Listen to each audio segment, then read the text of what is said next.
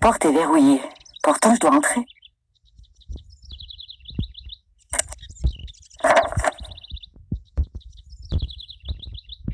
Ce truc est coincé.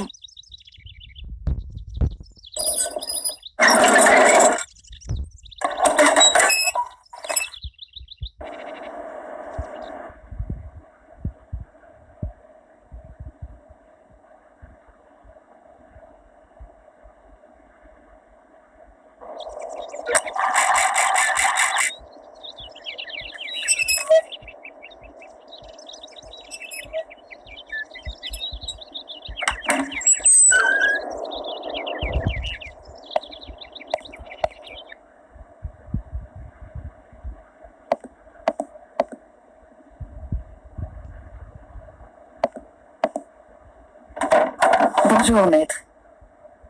Mademoiselle Walker, je présume. Avez-vous fait bon voyage? Tout s'est très bien passé. Je vous remercie. Prenez un siège, mademoiselle Walker, je vous en prie.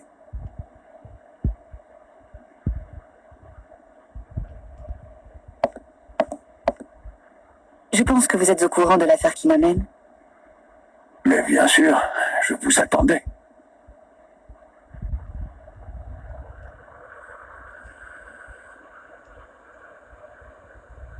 Mademoiselle Walker, je crains que la vente de l'usine Vorarlberg ne soit pas aussi simple que prévu. Les choses me semblaient pourtant entendues. Nous avons obtenu l'accord d'Anna Vorarlberg. Un accord que son décès ne saurait remettre en cause. Il faut que je sois de retour à New York après-demain. Mon client est impatient de conclure cette vente. Je comprends, mademoiselle Walker. Il y a un héritier, mademoiselle Walker. Pardon? Un héritier? Madame Vorarlberg ne s'est jamais mariée que je sache. Et lors de notre dernière conversation téléphonique, elle n'a absolument pas évoqué ce détail. Mademoiselle Walker, croyez-moi, j'en suis le premier surpris. Anna Vorarlberg m'a fait parvenir une lettre 2 jours avant sa mort. Croyez bien, mademoiselle Walker, que si j'en avais eu connaissance plus tôt, je vous l'aurais fait savoir. Je dois vous lire ce document à présent.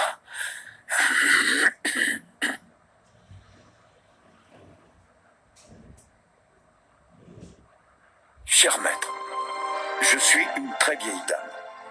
Ces jours-ci, la vie semble vouloir m'abandonner plus vite que je ne l'escomptais. Et je crains de ne plus être de ce monde lors de la signature de la vente de ma chère usine. Aussi, je me dois de vous faire cet aveu. Mon frère, Hans, est toujours vivant. Je me doute que cela vous soit difficile à admettre, mais c'est pourtant l'incroyable vérité. Sa mort et son enterrement, dont, bien qu'étant très jeune à l'époque, vous avez dû garder le souvenir, furent en fait une sordide mascarade imaginée par notre père.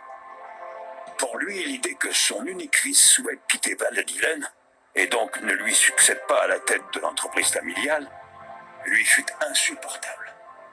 Quand Hans est parti, il a préféré le croire mort et le faire passer pour tel aux yeux de tous, m'obligeant à porter également ce lourd secret. Je le répète, Hans est toujours vivant. Et à ma mort, c'est donc lui qui devient l'unique et légitime héritier de notre fabrique. Très bien.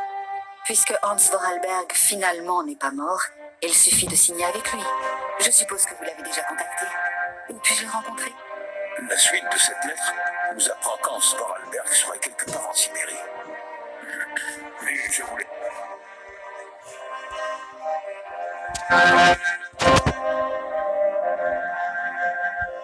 Anna Vorarlberg n'ajoute aucune autre information? Malheureusement, mademoiselle Walker, vous en savez maintenant autant que moi. Néanmoins, juridiquement, les choses sont claires. Si vous voulez mener à bien cette banque, il faut absolument retrouver Hans Vorarlberg. Et je conçois qu'entre le cadavre qui est censé reposer au cimetière communal et le fantôme errant quelque part au confins de la Sibérie, il y a de quoi être troublé. Croyez bien, mademoiselle Walker, que je sois le premier désolé de ce fâcheux contretemps. Oui, désolé. Mais que faire maintenant? Peut-être en apprendrez-vous davantage dans les archives de l'usine Vorarlberg. La clé est à votre disposition dans la salle d'attente. Mon rôle dans cette affaire s'arrête à la lecture de cette lettre. Il faut que je me repose à présent. Je ne suis pas en excellente santé et mon médecin m'interdit des longues séances de travail. Je ne vous retiens pas davantage, mademoiselle Walker.